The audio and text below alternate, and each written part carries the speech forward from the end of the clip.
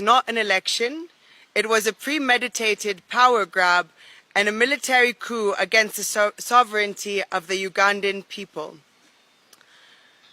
Superintended for the benefit of dictator Yoweri Museveni, who grabbed power by the gun and so despises democracy that he once famously stated that he cannot be removed by a mere piece of paper.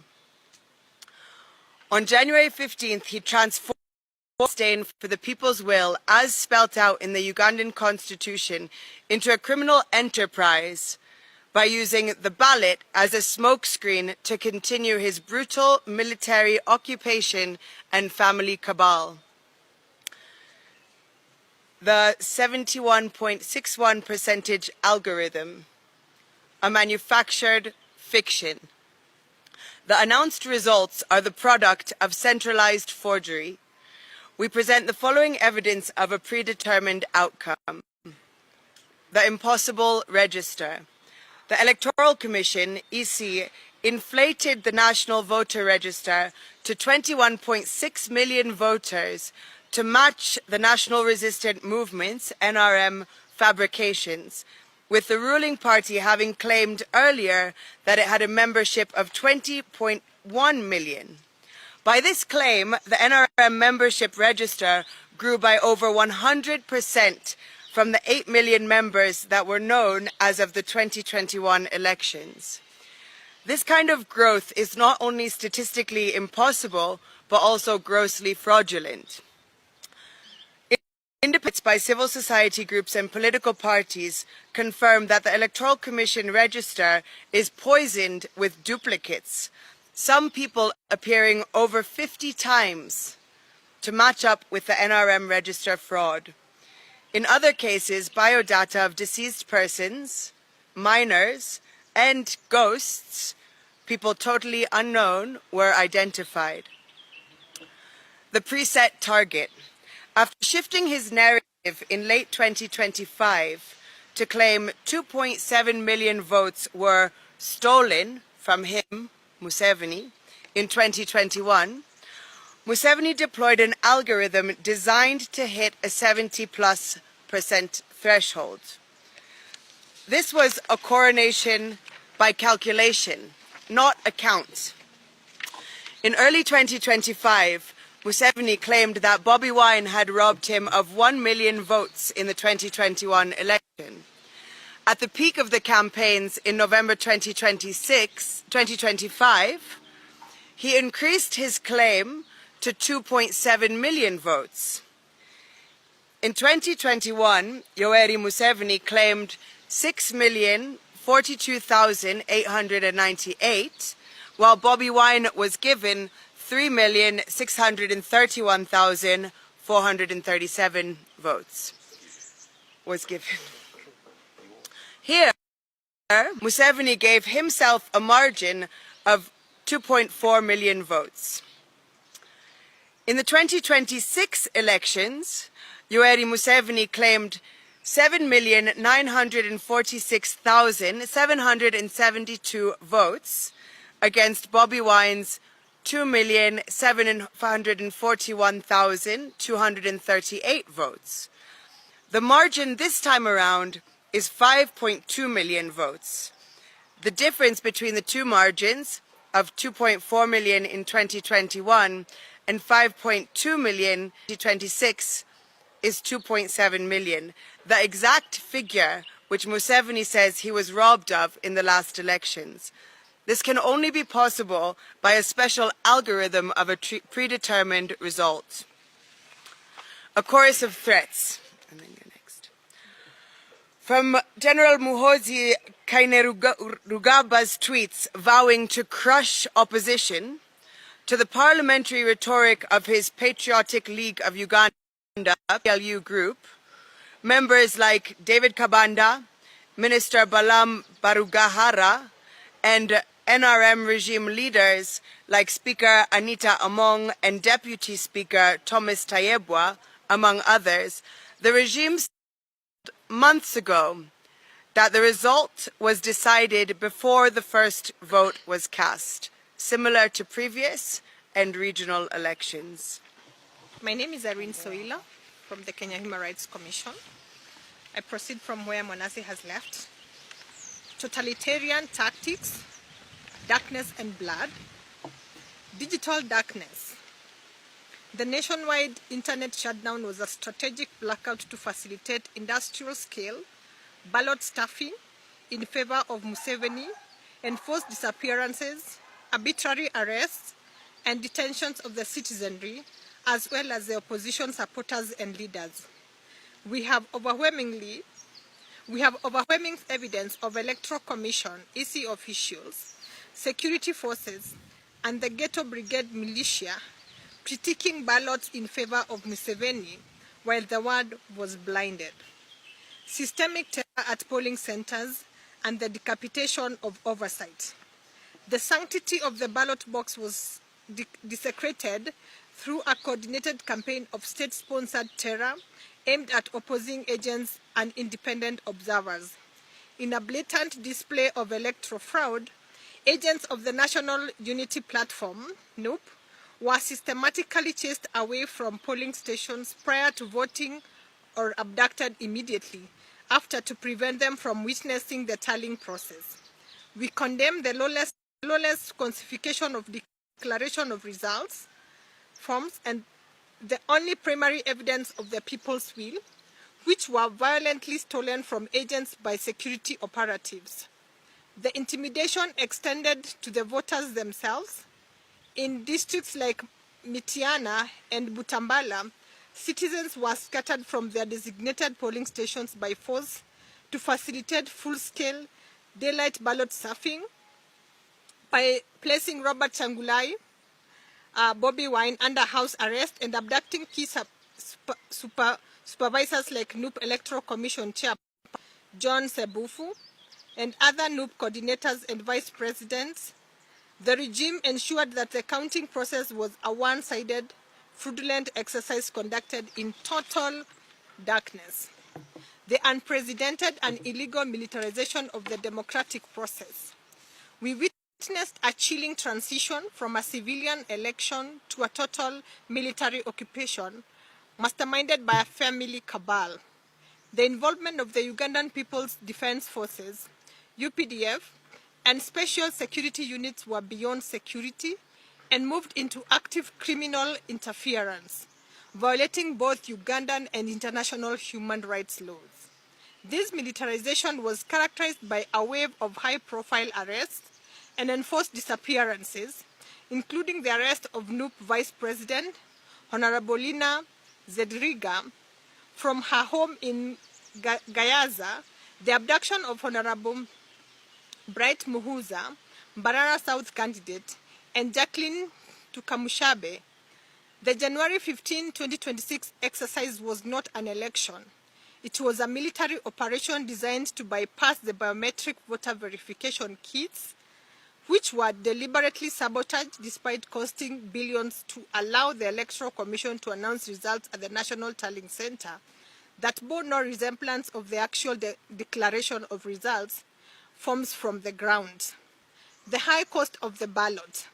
This electoral coup is stained by the blood of over 50 citizens. We specifically condemn the January 16 massacre of 10 people murdered during a military raid on the home of NUP Vice President, Honorable Mwanga Kivumbi, in Butambala, and many others that lost their lives across the country, bringing to the total to almost 50 out of this election so far, while over 1,000 Ugandans either illegally deported or missing as a result of enforced disappearances. The Ghetto Brigade militia. This militia group, whose official name is Ghetto Structures, reports to Museveni as their commander-in-chief. The direct leaders of these illegal outfits are Major Emmanuel Kutesa and Chris Damulira. On several occasions, they beat up and robbed people who did not support Museveni or who carried Ugandan flags as a symbol of patriotism and resistance against autocratic rule. They also stole declaration of results, forms, and terrorized voters. The modus operandi was akin to the State Research Bureau under dictator Idi Amin, notorious for brutal repressions. Thank you. I'm Cornelius Oduor, the Deputy Executive Director, Kenya Human Rights Commission. We take note of the regional complicity, and we are calling out the African Union and the East African community. A shameful betrayal of the African Charter on democracy, elections, and governance. To the African Union Commission, your January 17th statement congratulating Yoweri Museveni just premature. It is a profound betrayal of the African Charter on democracy, elections, and governance. By endorsing a declared result of 71.61%, while the nation was plunged into a total digital blackout, and Robert Kangulani, the Bobi Wine's family, remained under illegal house arrest, the EU has signaled that it values the survival of autocrats over the lives of African citizens. You have chosen to ignore the documented abduction of NUP leaders, the nomination of candidates, the torture of activists, and the killing of citizens, effectively endorsing a crime scene as a democratic exercise. The AU's complacency today sets a dangerous precedent, suggesting that the Africa we want is one where sovereignty is stolen at the barrel of a gun, while continental body looks the other way. To the East African community, complicity in the whitewashing of terror. To the East African Community Election Observation Mission, we condemn your utter failure to uphold the values of the East African Community Treaty. Your preliminary findings are a sanitized whitewashing of a military occupation that bears no resemblance to the terror witnessed on the ground. By failing to report the brutal late-night raid and massacre in Butambala, the disappearance of local observers, and the blatant daylight ballot stuffing in locations like Mitiana, you have abandoned your mandate as a regional guardian of democracy. We demand an immediate retraction of your report. The people of East Africa deserve a community that stands for truth, not one that serves as a public relations firm for family cabal. So I am Cyprian Nyamwamu, the convener of Kenya Bora Tuitakayo, and I will read the last part on the urgent call to action demanding justice and restoration. And we are doing this as the Pan-African Coalition. We demand an immediate end to the state's war against its citizens and their defenders in Uganda. To the ruling Museveni family and the NRM regime, we demand for the release of all political prisoners.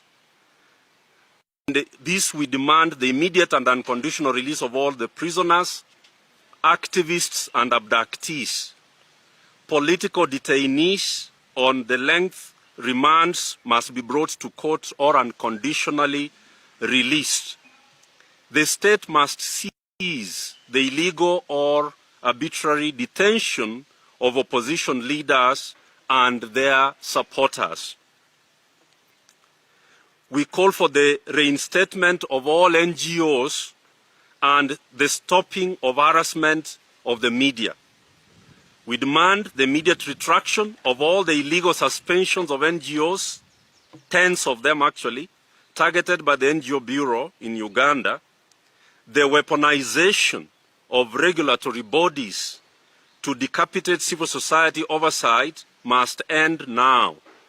We also demand an immediate halt to the harassment, surveillance, and intimidation of CSOs, activists, the media, and the political opposition. The press must be allowed to report without the threat of closure or physical violence. The Ghetto Brigade militia. We demand the immediate disbandment of the Ghetto Brigade and the arrest of its leaders, such as Army officers Major Emmanuel Kutesa and increase. To the international community, solidarity without sanctions is merely complicity. We demand the immediate imposition of global travel bans and asset freezes against the architects of this electoral fraud and the heads of the security agencies overseeing this state-sponsored repression, including all the members of the Museveni family cabal, who are spread all over the world, and they are all known. The world must stop subsidizing a dictatorship that uses the tools of democracy to dismantle it and to mock it, actually. To our comrades and compatriots, the people of Uganda, we today, as the Pan-African group, urge you not to lose heart in your struggle for freedom, dignity, and progress. Your resolve to break free from decades of military dictatorship and family rule is just and necessary, and you are at the dawn of breaking through. The sovereignty of Uganda belongs to its citizens, not to a cabal. Stay steadfast in your pursuit of a nation governed by the will of the people rather than the power of the gun. To our fellow Africans, Ugandans, not the Museveni family's military regime, need your urgent support in this dark hour for continental democracy. We call on you to stand with the Ugandan people in their continued push for liberty, dignity, and a system of governance underpinned by the rule of law. African problems require African solidarity that prioritizes the people over the protection of dictators. We must recognize that the erosion of democracy in one nation threatens us all. If we do not act now, we are the next victims. Dictators collaborate to refine their methods of repression. Africans must also join hands to resist and dismantle autocracy across our borders. The fight for freedom in Kampala is a fight for the future of our continent, and you know that Tanzania is unfinished business. A few months ago, we were here talking about Tanzania. It is unfinished business, and the solidarity has to continue to strengthen for the sake of liberating all of Africa. In conclusion, the regime, the Museveni family military regime, believes that hacking the internet, arresting civic actors, and deploying a militarized electoral coup against the citizens of Uganda, they can control the narrative. They are wrong. You cannot hide the heartbeat of a nation that has decided to be free like Uganda. The struggle for the January victory has only just begun, whether they detain opposition leaders or they abduct more of them. The people shall win, because a people united can never be defeated. Thank you very much.